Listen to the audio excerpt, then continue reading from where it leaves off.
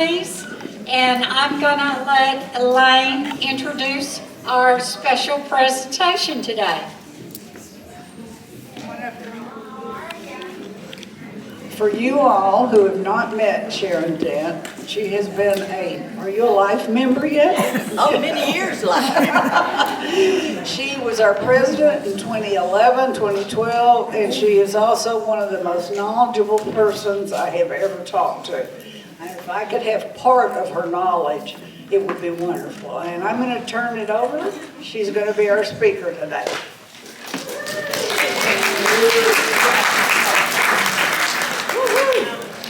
What a pleasure to see all you guys. Let's see here. Yeah, I've been a master gardener since 2006. And it wore me out. And I haven't been working much on our projects the last, almost 5-6 years. But what I'm going to do today, you've had a whole program going all year long on sustainability. And it's kind of a catchphrase, and it means a lot of things to a lot of different people, just like the word permaculture does. It is so bastardized in terms of what it means to different people, you can hardly have a conversation among you.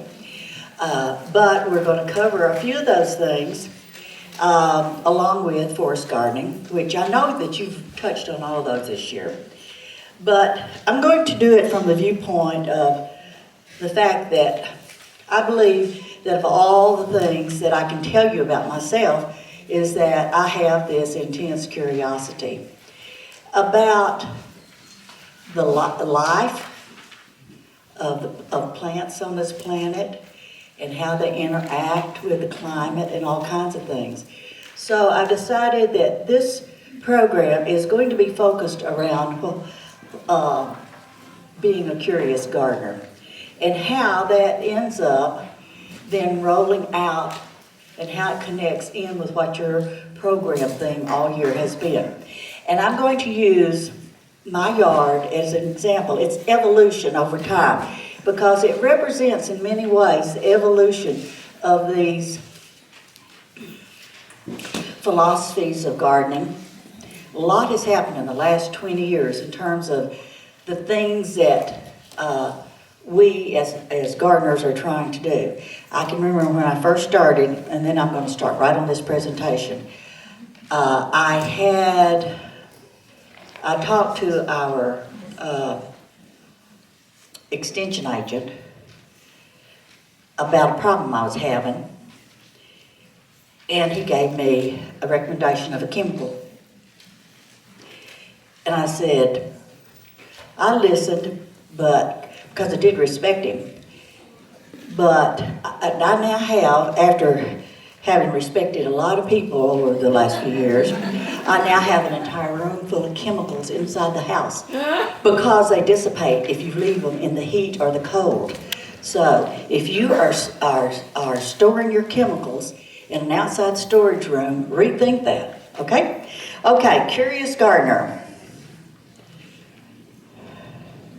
Look at this. Jeremy Davis, Sherry's son, and John, who is here with us today, his son too. Jeremy helps me in the yard because I'm no longer, I've already had 3 shoulder surgeries since I've started this intense gardening. And I want to say thank you to FTR because he did some of the photography. He didn't know it was going to be used for this presentation, but last year when he helped pick up my, here we go, my items for the plant sale, he went around and he took a bunch of pictures. So I got back with him and I said, I need those pictures again. So here we go. So this is going to be a little bit about the evolution, as I said, of my gardening philosophy, my objectives, the things that I wanted to do. And I have to give, for all you old hats out there, you'll remember Bob Byer. And Bob gave a lot of our presentations from all of our different gardening groups. And there's things that he said that were so enlightening to me, and they've stuck with me ever since, and they resulted in becoming a number of the objectives of the things that I wanted to achieve in my garden. The first thing I would say to you is I am an intense vegetable gardener, but I'm in an urban area, and I wanted it to be beautiful. And how many of you have a beautiful vegetable garden? You know, about midsummer, it looks like crap. Well, so I decided this must be designed in such a way that you don't even notice the vegetables. If you're driving by, all you see is an intensively landscaped yard. But it's intensively landscaped. Look at this. A fig tree, tomato plants, salvia, which the bees and butterflies just love, collard greens, basil, asparagus. Those are all in that one spot. So I mix things for propagation purposes, to reduce diseases, and so that it turns out to be a lovely landscaped garden that still produces vegetables. And my husband says, why are we cutting down all these trees when you're just replacing them with other trees? I said, yes, but I'm replacing them with things that get diversity of color, diversity of leaf shape, and I don't want a mono yard that is susceptible to insects that will just whoosh through them because they get on one tree and they move like lightning through the rest of them. So what we do is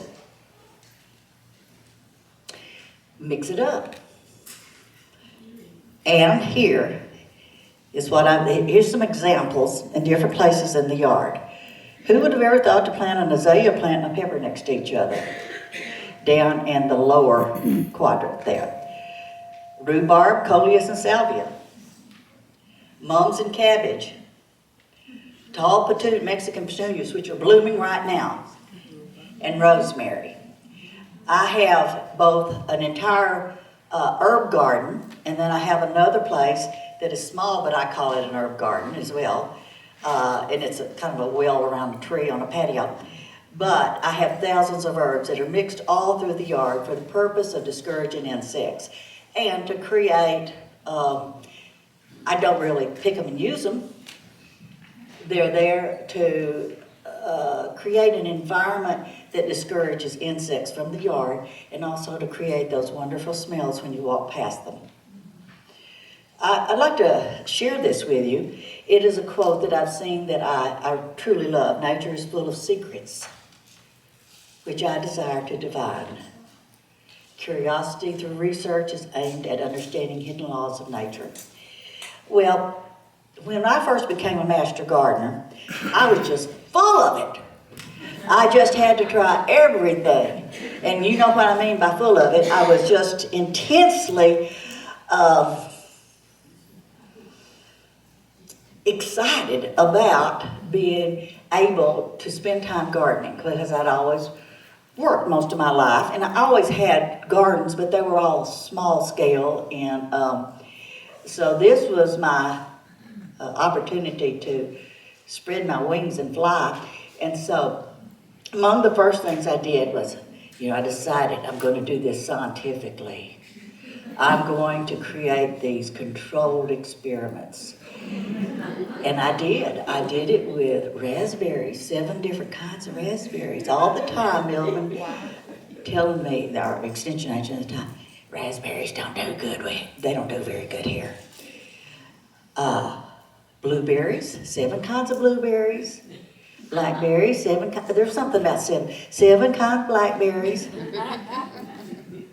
And then I decided, okay, I'm going to grow everything that's edible that is endemic to this continent.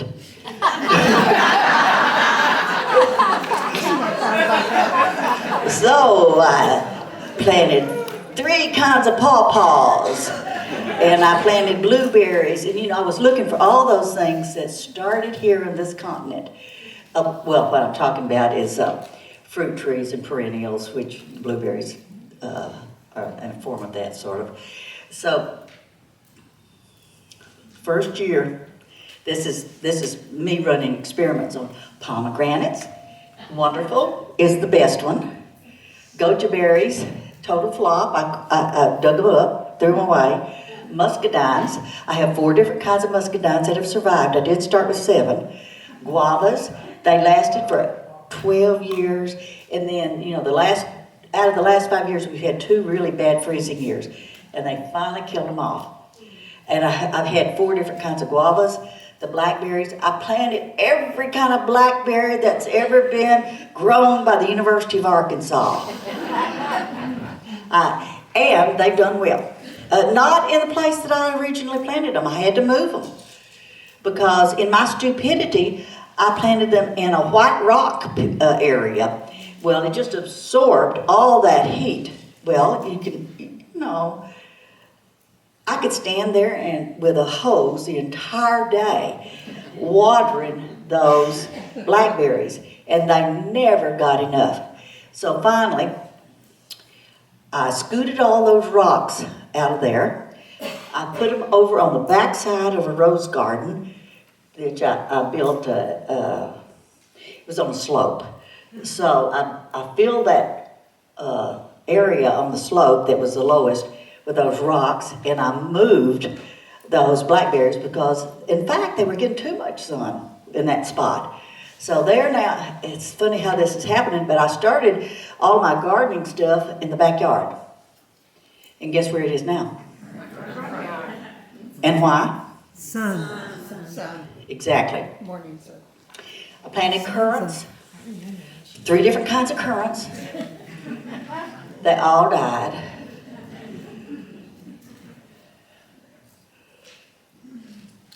So, as we've been evolving, the one thing I said, I told you with the trees, I wanted to create diversity in the yard. I also had, frankly, I had to create a little bit of sun that could peek through. So, radishes and squash, this is kind of the end of the year thing, and the little arch, the little pyramid thing. It did have cucumbers on it, but they're gone now. And you can see the pumpkins in the back. That's my Halloween display. Okay, interplanting for diversity. You can see here all this. Also, you see that frame on that second slide? That was one of my experiments to expand my garden by reaching to the sky, going up higher. And I know a lot of you do that too. But you have to do that if you're really trying to get things off the ground, which some of them don't do that well on the ground. Yesterday, I picked the last of the persimmons for the year. I got around 53 persimmons. It's the most I've ever gotten. Wow. And there are 2 of those frames, 2 trees. These are Japanese persimmons. Turmeric, comfrey. I plant comfrey around almost all the fruits because comfrey, well, it fixes minerals back in the soil. Plus, you can dry those leaves, and 2 or 3 different times during the year, I dry the leaves, and I, snip them off as they're wilting down on the bottom and looking bad, and then I let them dry out, and then I make a powder, sort of, and I spread it all around. And bugs hate it. So that's the reason for that. Artichokes, now this is both a failure and a success. The second year that I was here, I was taking art classes, and a woman came in just to visit, and she owned a bed and breakfast, and she took me over there to show me her artichokes. She had the most fabulous artichokes, this tall, with these beautiful purple globes on them. And I aspired to grow artichokes. And so the next year, I actually bought artichoke plants. And I did that every year for the next 15 years. Never got an artichoke. But guess what? This year, finally. This year, I have 23 artichoke plants that have made it through the summer. I don't know what they're gonna taste like because I really don't see the choke yet. But hopefully we'll have, I've still got the plants anyway. I do a lot of basil, so anybody that ever wants basil, you can come to me. And I'll always plant and replant salvia because pollinators love it so much. Coleus, I started my coleus fetish because of the Master Gardener plant sale. You know, we have sold a lot of coleus in our day, haven't we? Well, so at a class that was taught out at Garvey Gardens, they taught us how to pinch and make new babies, new plants. And so now every year I make about 300 plants. I pinch them every week. The ones I buy a handful at the Master Gardener plant sale, and then I pinch them every week. And then I start new plants, and then I plant them, and then I pinch more. And so I decided this year, because I got a new greenhouse, I decided I was going to actually propagate them in the fall, not wait till the Master Gardener plant sale. So I wasn't sure how many coleus we were going to have next year, so I decided I wouldn't risk it.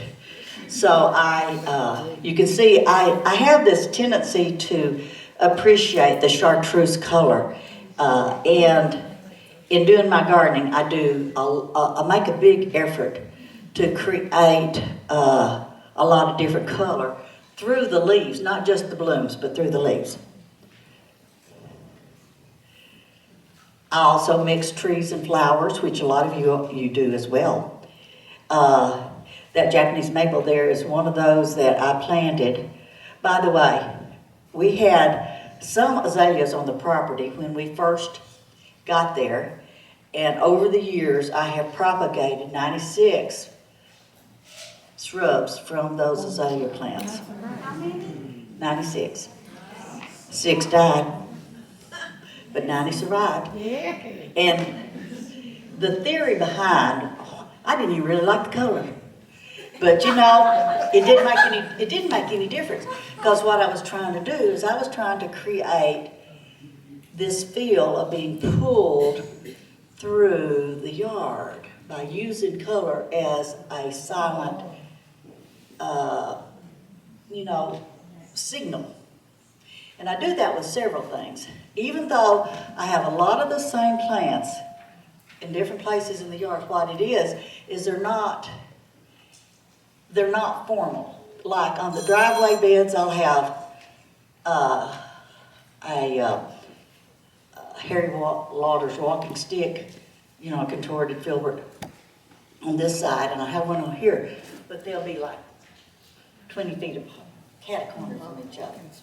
And then the first Master Gardener meeting I went to, after I was actually a Master Gardener brought 3 huge boxes of irises to the meeting. And being, I guess, gluttonous, I went back. Nobody was getting them, so I said, I'm taking all these. They were labeled as being blue. They were pale yellow. So that is another one of these, using color as a signal to try to achieve what you want in the garden. They are repeated up and down, all through different beds, but not a formal pattern. But sometimes it's edging, and they pull you all the way through the yard into the back, like that, if you're walking along. Now, in the last, I guess, maybe 10 years, I went to it was a garden store, and they were going out of business. And you see those mums there? They were throwing them all away, hundreds of them. I got in the dumpster and I fished them out. I know a bunch of you are dumpster divers. I could almost tell you who it is too. And so that began my love of mums. Most of our master gardeners aren't big mum fans. But if you want color, but if you want color all year long, mums, asters, Mexican petunias, there you see them in that picture, dahlias and Mexican petunias, both Mexican. They tend to bloom later in the year. Although I have to tell you, the last couple of years, they have been getting where they're blooming earlier and earlier. Now, that tells me something. I don't care about everybody else's discussion, but I can tell in my yard what's going on. There's some really strange changes going on. I have boysenberries now. I didn't run an experiment on those, but I have tried all different kinds of kiwis, and that is an arch going into my original vegetable garden in the back that I now call salad garden because that's all it'll grow. But it has kiwi vines on it. I have 5 different kinds of asparagus. If you want to grow asparagus here, besides the purple passions, go to the internet, go to the University of California, and they have developed asparagus that grows in warm climates. And I have bought both crowns and seeds, and I have great success with seeds, which most people don't have the patience to do asparagus from seeds, but I'm not don't have a problem. After I became a master gardener because I saw an ad in the newspaper about a daylily sale down where the farmer's market was just flat pavement. There was no farmer's market down there. And they and the Irish Society held joint sales every year. And so while I was there at that sale, they gave me materials about daylilies and when their next meetings were going to be. So I went to the next meeting, and how many remember Jean Lichlider? Yvonne Becker? Yep. Okay, I could keep going and going. They were all at that daylily sale. And they said, oh my goodness, you need to be a master gardener. So the next week I trotted on down to the extension office and I got my paperwork and then I filled it out, gave it to them. And then I probably forgot that I'd done it. And then I got this call saying, you need to come up here so we can interview to decide if you can become a master gardener. And I said, I later on was helping to do those interviews and I found out we pretty much take anybody. We kind of beg them and pull them into the meetings. But I like thinking that I was special. I don't think she's here today, but I have about 200 feet of lamb's ears.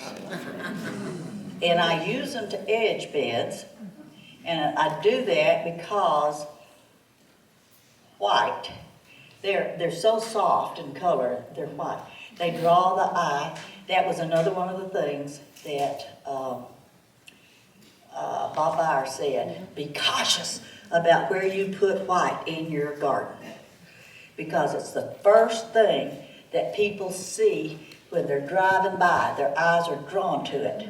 And so you need to make sure it's where you want them to look. So anyway, I differentiate half a dozen different beds or clumps into different ways using lamb's ear. You can see how I make a big effort to make sure that there's color in my yard all year long.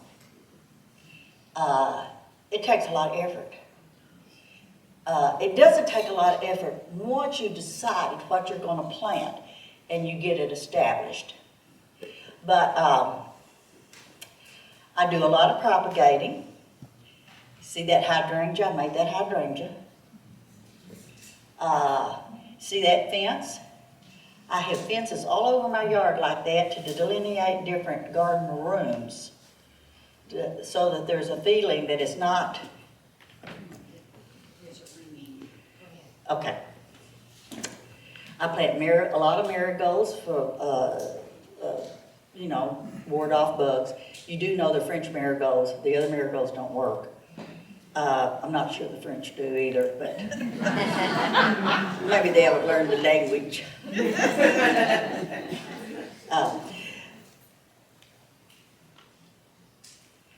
Here's another thing. This is about the issue of creating garden rooms. Instead of it looking like a vast expanse, which is, it's a thing, it's a type of garden, but I was trying to plant everything under the sun. So I needed a way to organize it. And so I've organized it by creating all these different garden rooms.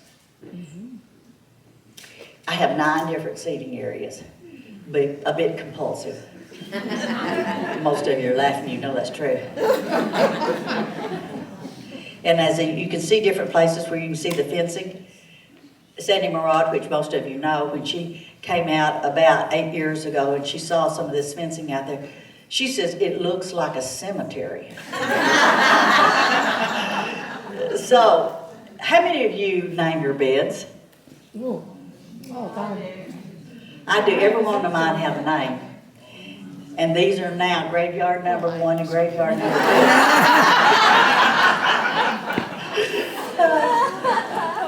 The rest of them are not that funny, except maybe the butterfly garden that has no butterflies in it, but it does have a lot of bees.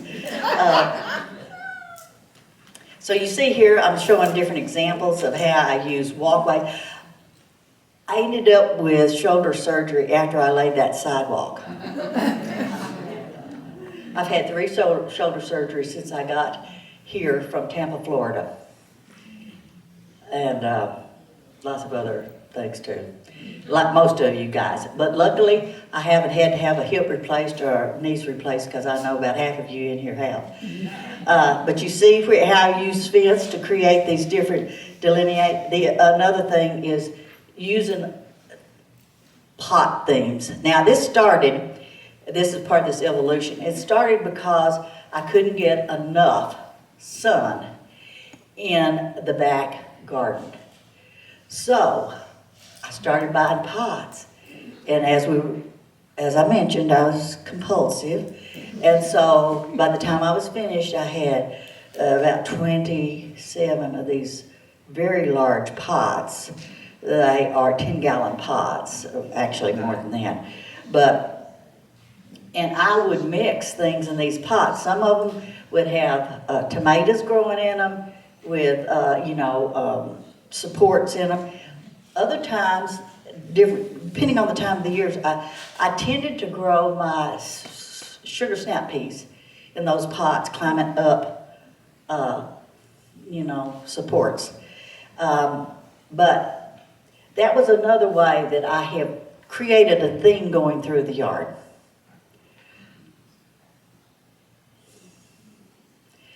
Now we're to number 5. So we're halfway finished. And I'm probably going to make this longer so y'all don't have to vote on the budget. Keep going, Sharon, keep going. Okay, so part of the personal objective was trying to make sure that I had a very productive and vibrant garden all year. And since I don't like using, I don't call myself an organic gardener. I call myself organic-like. Because there are times when, you just can't do everything organically, or I can't. But this is a new arch that I added 2 years ago. And this was one of the experiments. I picked 7 kinds of southern peas. And I started planting southern peas everywhere I could. Pinto beans, black-eyed peas, just everything. And then I decided, I don't like shelling these. So it's now got squash climbing up it. And you can see, if you look at the front of that, it's a mixture of salvia, amaranthus, coleus, And that big leaf that's in the front, that's more rhubarb. I grow a lot of rhubarb scattered around. If you're trying to plant rhubarb here, and you came from up north, you know that it's a northern plant. So when you plant it here, just think of it as an annual instead of a perennial. Although I will tell you this, my rhubarb, my oldest rhubarb has lasted 3 years now.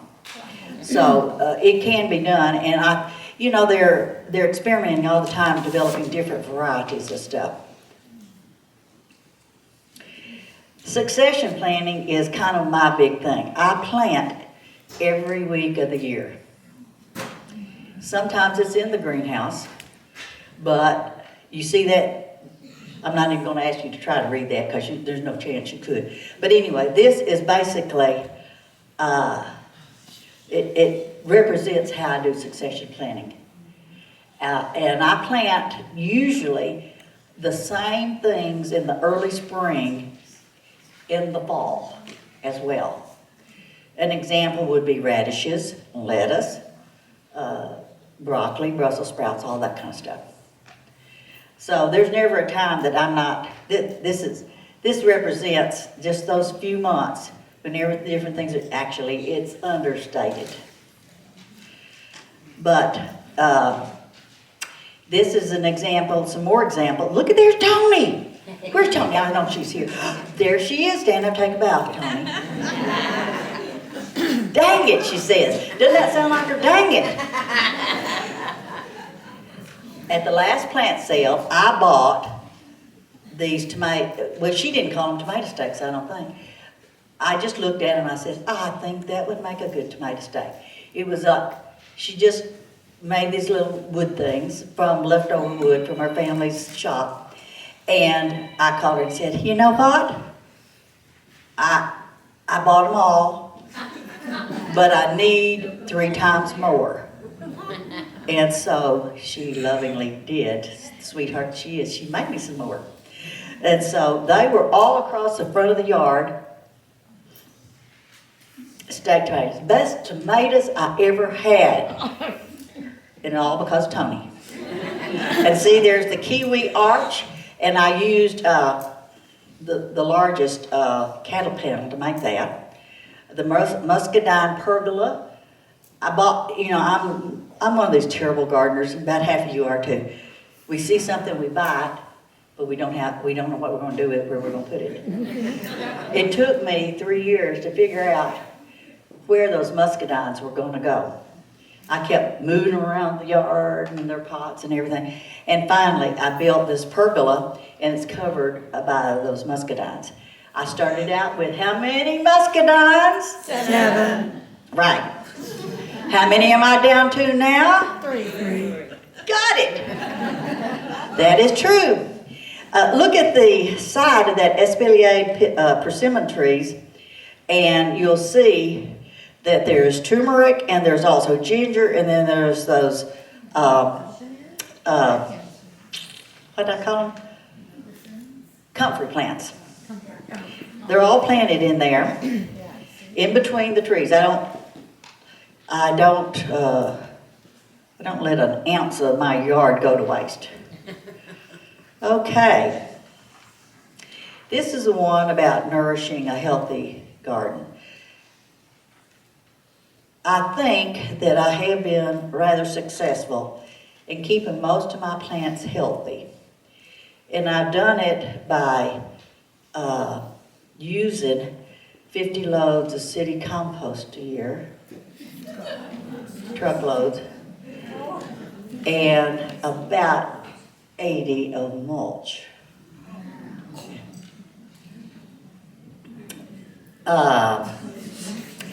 And I do test my soil, but the one thing you need to know about city compost, or any kind of compost, it will, if you have acid soil or base soil, alkaline soil, it tends to balance it toward the middle, so that you don't have to use as much, fertilizers. I like seaweed, spray it on when I do spray. And, but I'm lucky that I don't have bugs that totally ravage my crops. I do have some problems with snails and slugs in my strawberries. And even though I put hay underneath them, I still haven't been able to figure out how to keep them from taking bites out of them when they start to get, red. Do slugs see color? I don't know if they do or not. I wouldn't think they would, but they seem to know it inherently. This is part of the way I try to keep the yard healthy and vibrant. How many of you have a St. John wort shrub? If you don't, buy one. Try to go on Amazon and don't buy the seeds where the St. John wort is just a little annual. You're looking for the shrub. You will never believe how many butterflies and bees come to that plant. They like salvia. I have very happy bees, and they love my bee balm. I have lots of bee balm. Anybody wants bee balm, come see me, because once they start growing, the clusters growing, they just are huge. This is some of my varmint control measures, I guess you'd say. I have always been a pompous person in that anytime people would talk about the damage that they were getting from deer, I would say, I don't have a deer problem. Guess what? I now have a deer problem. I was punished for being so puffed up. I also have armadillos now, and I have marmots. Anybody got a marmot other than Deidre? I know she does. We see them crossing the road, going over to the country club, running around the grove. She lives fairly close to me. Okay. I have lots of evil eyes out and around. I have fake owls all around the garden. And the daffodils I plant because the deer hate them. And I have thousands of them everywhere. And I've got to move a lot to the back of the lot in the woods because that's where the deer are coming through now. This is a little more discussion about soil composition. We all know how important our soil composition is. You really can't see it there, but behind that big green plant, there is a big pit that is about 1/6 the size of this room, and then there's 2 other little pits there. So most of my leaves get blown into there. I have a new worm casting composting bin, and I'm in love with it, except there are a lot of insect flies and stuff like that congregate around it. I have it next to the new greenhouse. But I have to say, and I have 2 big compost things there. I don't know if you can see it, but the sign says, compost happens. And that's true for any gardener. But I have to say, I must say thank you to the city. It's one of the most wonderful things that any city that I've ever lived in has never given free compost out. And I use them frequently. Now let's talk a little bit about the 2 sustainable specific issues.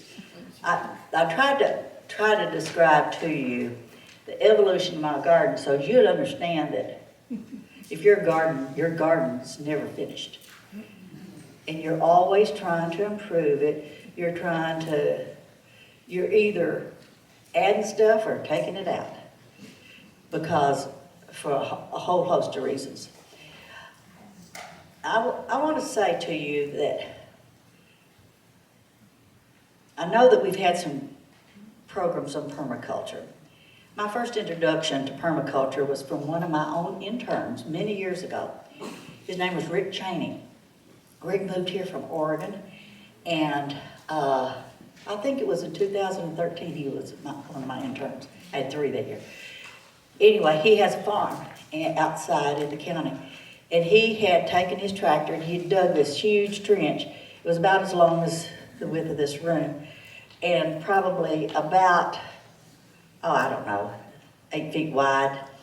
And he was, anything that he cleared out of his woods went into that hole so that it would break down and it would become a very fertile spot in his yard. And it was. He then started growing things on the top of it. He would dump a little compost in it here and throw out their own composting efforts at their house there. He was one of the most incredibly inquisitive people I've ever met. And he was the one who introduced permaculture to me. From my viewpoint, and you'll get a different definition of permaculture for everybody that you talk to. But what it is it's kind of like a system of ethics. You know, do no harm. Be good to the soil. Be good to the varmints. Be good to the plants.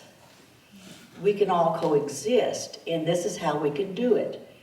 Now, different people have different methods of doing it, and that almost all of them work really good. But for me, I think of it as a system of ethics to try to adhere to. We're going to go on into discussing how I got into what I would call my permaculture and forest gardening. First of all, I had this real steep slope in the back. You see that where it says before slope? And, you know, I've been standing up here swaying a lot, haven't I? Well, that's because I don't have good balance. And so I'm always correcting and recorrecting. If I tried to stand too still right here, I would topple off this thing without even any effort. And so when I tried to walk in my woods on that slope, I was trying to do some beds back there, and I've ended up falling all the time. So I decided that instead of giving up on that I would spend about $40,000 sloping building turrets back there. How many of you done that? Just so I could plant those raspberries back there. So, yeah. So anyway, that's pretty much, that bottom thing is pretty much how I terrace the back. And I can walk in it now. But I noticed that a few years ago, Trish and Burley came out to see me, and Burley took a look at the slope that he had to go down to get around it before he got to the terracing, and he says, I think I'm going to sit up here. So I said, okay, that's fine. But it's kind of a lot of us have treacherous yards, don't we? And as we get older, they start to look really dangerous to us. Now, that old truck up there is 23, 4, 30, it's right around 30 years old. And it barely moves anymore, but it holds all that compost and all that mulch. And for 2 years, it was hauling a load of rock every week and a load of soil every other week and a load of sand every other week, because what I decided to do, I'm going to remove my grass. I'm going to be environmentally sensitive, and I'm removing all this grass. But then I got to thinking, well, that's going to look like crap from the road. So what I did was I landscaped half my front yard like that, and now I have grass right here and grass swoops in here. So when cars drive by, guess what they see? They think that the whole yard's full of grass. And half of that yard is a forest garden. And on the back, I first started out with the paths in the woods. I made them, I put down cardboard. And then I put out mulch. And by the way, that has to be replaced every year. Then I said, well, I kind of like the looks of this. I think I'll move to the backyard. Except for my big salad garden now, it's all in mulch. Then I said, oh, well, I think I can go to the side yards now. So now we did the side yards. And then last year, I finally removed half of the front yard. Now, that was a big job. And that little old truck there, which I wonder how in the world it's still running. My husband gets in it and he runs after me loads of stuff at least 3 times a week. Sweetheart that he is. But you see those paths? Look at that, mulch, mulch, mulch. And that's because I was trying to save on my water bill and I was trying to be environmentally sensitive. But I'm not sure how sensitive I am, I think. Anyway, look at that flood in the front yard. I have a severe problem with, it looks kind of flat, but it's sloping and it's sloping and it's sloping and it's swooping around. And that area in the front yard, even before we owned the property, had had several dump trucks full of dirt brought in and filled in there. Well, once I decided pulling weeds, aren't you? You get up, I see that weed over there. I need to pull that tomato, it's getting too ripe. So, but I have 9 places I can sit, and most of them now get me sitting in those chairs, watering with hoses, things that need watering. I hardly have time to enjoy it. But I do love it, and I love looking at it, and I love the exercise of the creativity of making it. Now this is, I can't say this is accurate, but it gives you an idea. Look at all this blue. Those are 3 feet deep and 3 feet wide French drains. And they are bringing water into vaults. You see where these different vaults are? Actually, there's another one that goes from this French drain that's on the outside to that, what's called number 1 vault. That's under the greenhouse. This is the runoff from my neighbors. And then this all rolls into that vault in the middle that's called number 2. And, but what I found is I still had some flooding, even with all of that. So vault 3 and 5 got built. And so far it's doing pretty good. So there's roughly 200, maybe even, and maybe as many as 300 feet. I really haven't checked it. But, you know, and even there I say it's 2.5 feet deep and 2 feet wide. I think it's bigger than that. But those vaults, 2 of those vaults are gigantic. This one, number 1, is about 10 by 10, and the one in the middle of the front yard, which is number 2, is about 8 by 8. This is the back. And you see, these are all the paths that I created through the woods. See those little arrows, like you're walking around in there? And so those, you can see at each one of those path levels is where there's a terrace that goes down, and there's a bed around it. And there's some fruit trees back here. And there's that big hole that holds the leaves and all that kind of stuff. But I spent a lot of money on my yard. It's made me poor. Okay, here's a good quote for us. If one loves and respects nature, actions devolve into sustainability, including concepts like permaculture and forest gardening. That's actually me. And this is an idea of that permaculture trench, an example of it. How many of you try permaculture? Let me see some. I know that Gail did because she was trying to rework her whole area. I would think you would. As I say, permaculture to me is show respect and do no harm. And it's for really as much of our environment as we can make it. This, so I say the curious gardener loves their yards and their gardens sustainably. As much as you can do sustainably, you should try to do. Now, I know y'all probably heard more of this than you ever want to hear this year. Because it's not anything that you're interested in doing, just like most of you don't vegetable garden on a big scale. They happen to be my passions though, so I get to speak about it. So you can see all those Japanese maples I planted and all those hellebores and azaleas, and there's that, close to the printed material is where the greenhouse is, and guess where it is? In the front yard. My husband said, you can't do that. So I said, I think I can manage it. Anyway, we had a few discussions about it because he thought that that would be trashing up the front yard. But he now thinks that I had a plan. Really didn't have much of a plan, it's evolved. Okay, so what is a forest garden? How many of you try forest gardening? Yeah, there.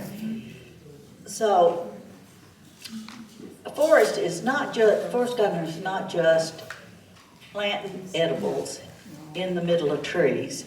What it is it's trying to replicate the environment that the forest creates itself by multi-story plants. And most of those smaller ones, those shorter plants, will end up being edible kinds of things. So you have your tallest canopy trees, they're usually about 70 feet tall around here. You have understory trees, then you have shrubs. I count my vines, my raspberries as shrubs, herbs, vines, roots, and ground covers. For me, I plant all of those in my forest garden. Every one of them are in my forest garden. But the biggest challenge is trying to grow edibles in a forest garden and having sun. You don't want to clear everything out to create the sun, but you have to be very pointed at where you're growing and what little rays of sun are coming in through here and around here and at what time of day in order to achieve what you're after. Look at the roots down there. That also means you got to take into consideration not what's just happening above ground, but what's growing underground. Because you're not going to go in there with a rototiller and disturb the roots of your trees when you're planting. So, with a forest garden, you've got to be kind of prepared to do a lot of handwork. Now, everybody calls these multi-stories for the forest gardens, and in any multi-story forest, they have different levels of what grows at what levels. And this is a little different than the slide you saw before. But you get the gist of it. You're going to have these different levels. And it's the creation of those different levels that make everything grow. So this is basically what I have growing in my forest garden. Well, I'm big on berries. So this is my front yard, and I would say that if y'all think of your yard as like I do, I think of my yard, my garden, is more than just a physical place. It's a world of possibilities. It's a palette to create on. I see myself as painting with plants. It's a little presumptuous, I know, but pompous, but still yet, that's kind of the way I think of it. And it's both with visual and environmentally sensitive opportunities. There's such a world of opportunities. Most people think they're going to plant their yard once, and that's going to be it. Okay, real quick, unsuccessful stuff. You see behind those red chairs, you see that cattle panel? I used to have a Jonathan apple tree spiliate on it.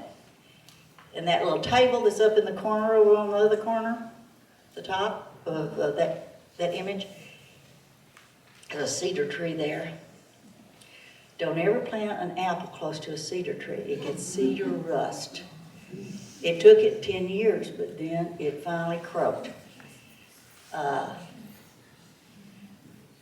I would say, even with all my soil sampling, testing, and using of the compost, that I still have, I get shocked all the time finding that I have soil pHs out of whack.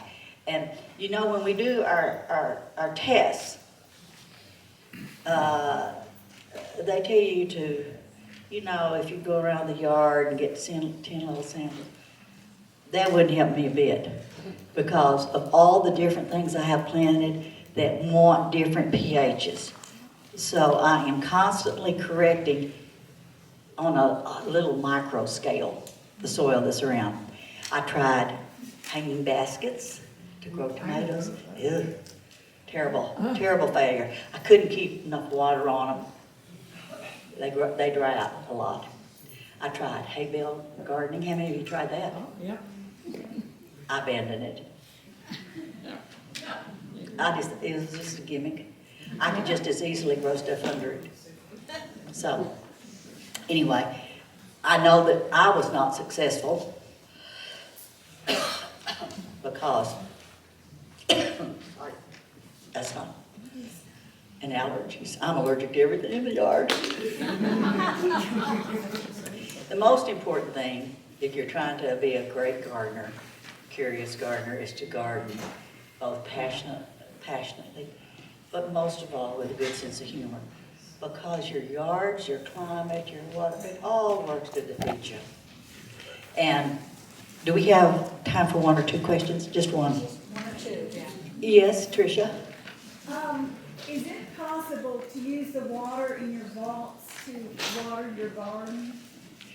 It's all sitting in rocks.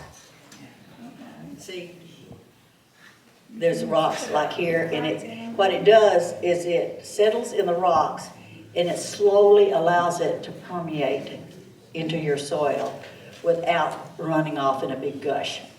So I suppose there is, but I haven't attempted it. Yeah. Yes. Right. I've seen your house and garden through the years. Are we gonna have a tour of it this year, or just behind? No. Greenhouse. In the greenhouse.